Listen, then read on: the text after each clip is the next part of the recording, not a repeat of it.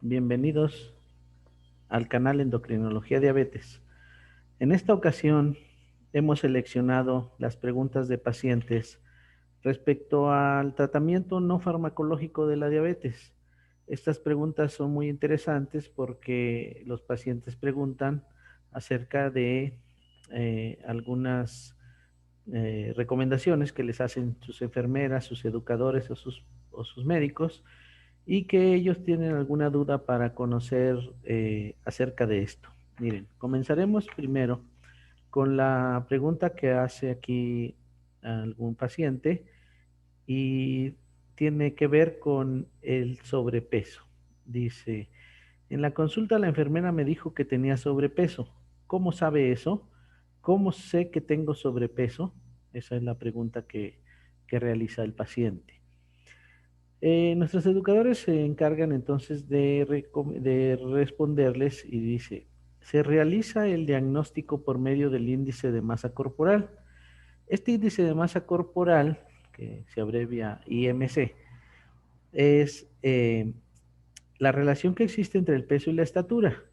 Entonces, esta relación, que es una fórmula matemática que ustedes están viendo aquí en la pantalla, ¿verdad? Cómo se puede sacar simplemente con medir la, la altura de la persona, el peso de la persona, dividirlo, multiplicarlo al cuadrado y dividirlo. Esta sencilla fórmula nos va a dar un resultado, un número. Cuando ese resultado está entre 25 y 29, es sobrepeso. Cuando está entre 19 y 24 es peso normal.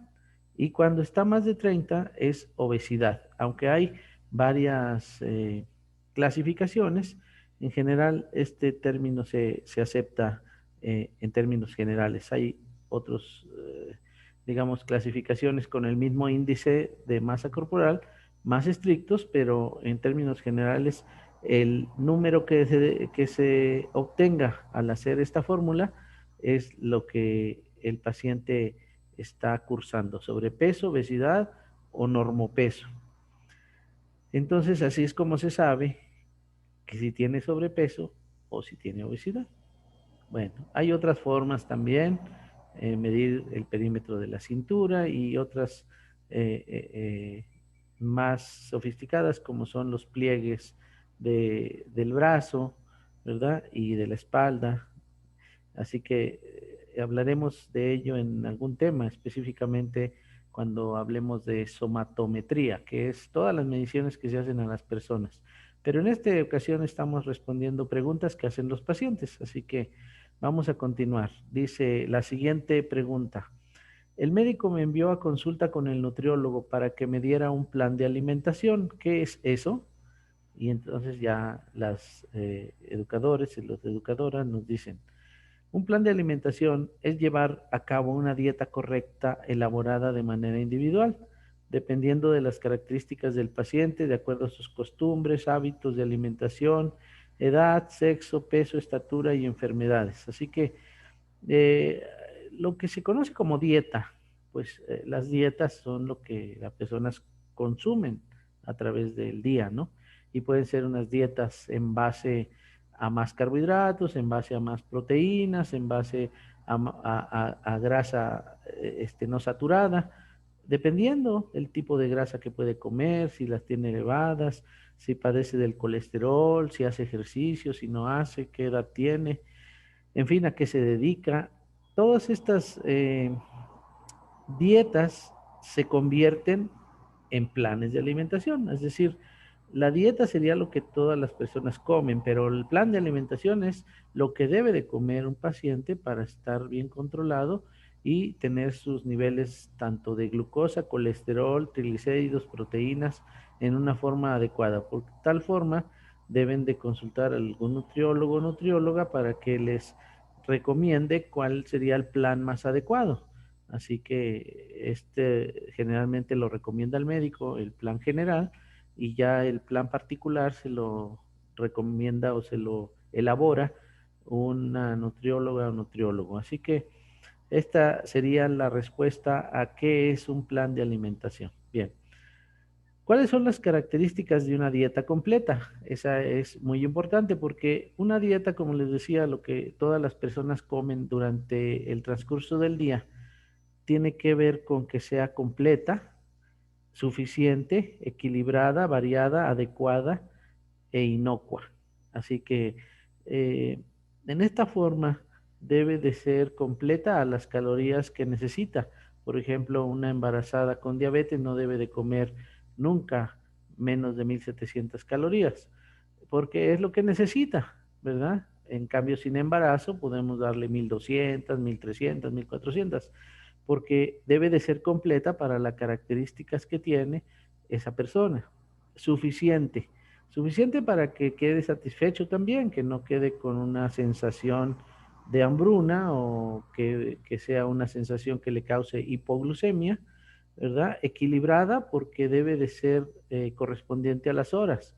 Si una persona le dicen que puede comer dos tortillas cada comida, no es que se tiene que comer 6 tortillas al día en una sola sentada. Y dice, yo no me las voy a comer ni en el desayuno ni en la cena, las dos que me tocan, sino que me las voy a comer todas ahorita al mediodía.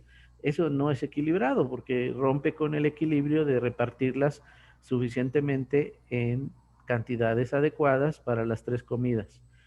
Y variada, ¿verdad? Para que no sea monótona y que además tenga todos los componentes de los grupos de alimentos, así como adecuada y también que no le haga daño. Por ejemplo, inocua quiere decir que si un paciente tiene hipertensión arterial, pues no va a recomendarle alimentos que contengan mucha sal, porque entonces a lo mejor no tiene tantas calorías para que le suba la glucosa ni el colesterol, pero sí tiene sal que le permite, que le propicia subirle la presión. Así que estas son las características de una dieta correcta, ¿verdad?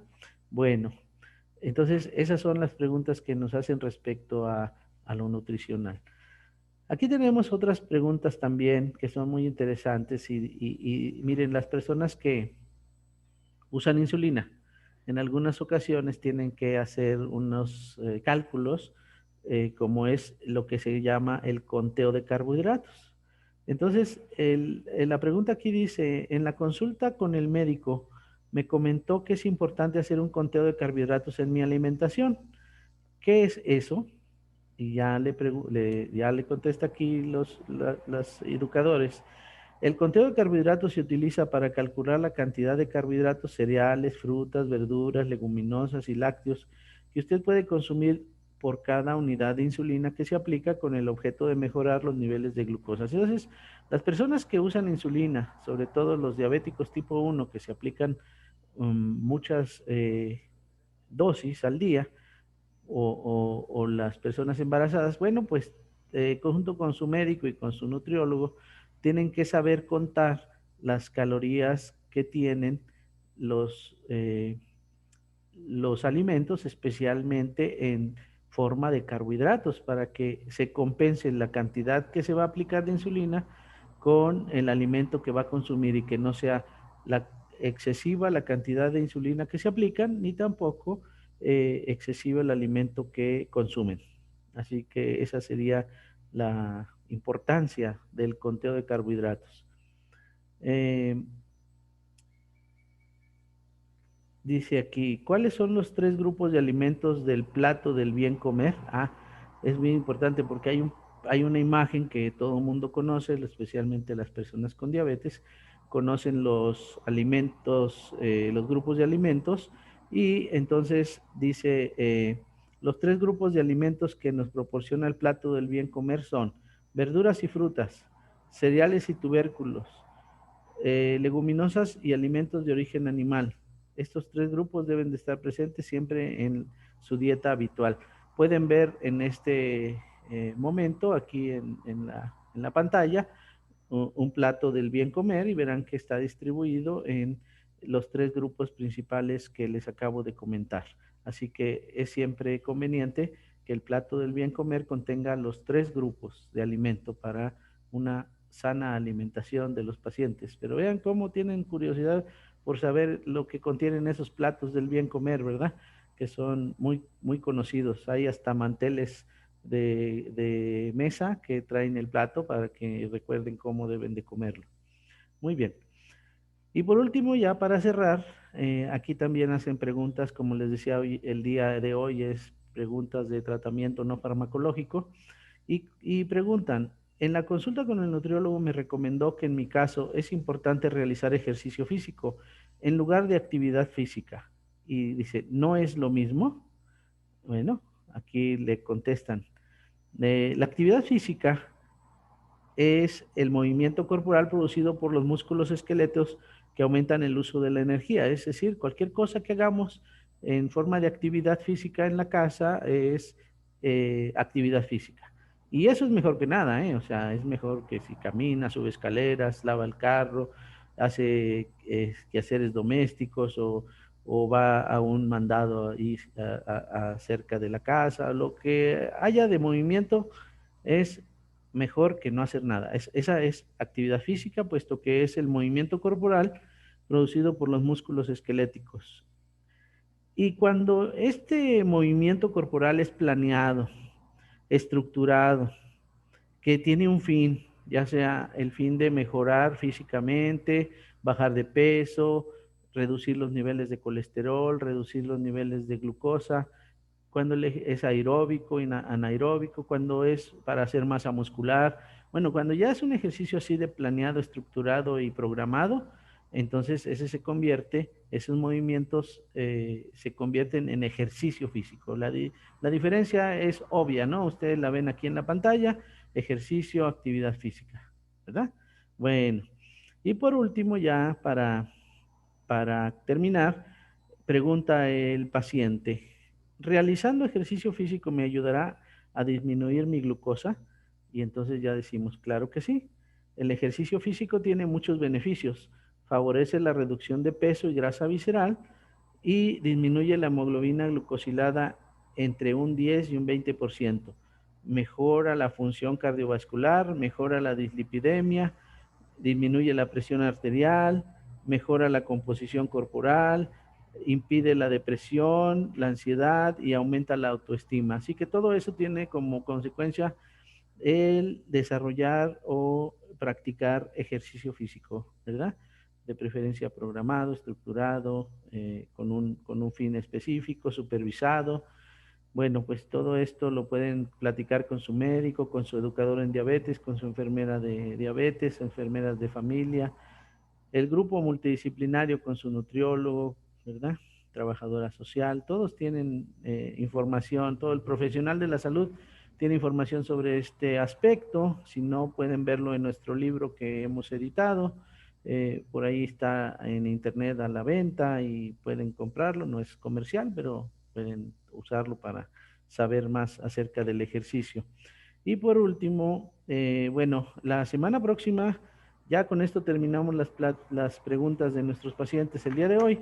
Y la próxima semana tenemos preguntas de tiroides.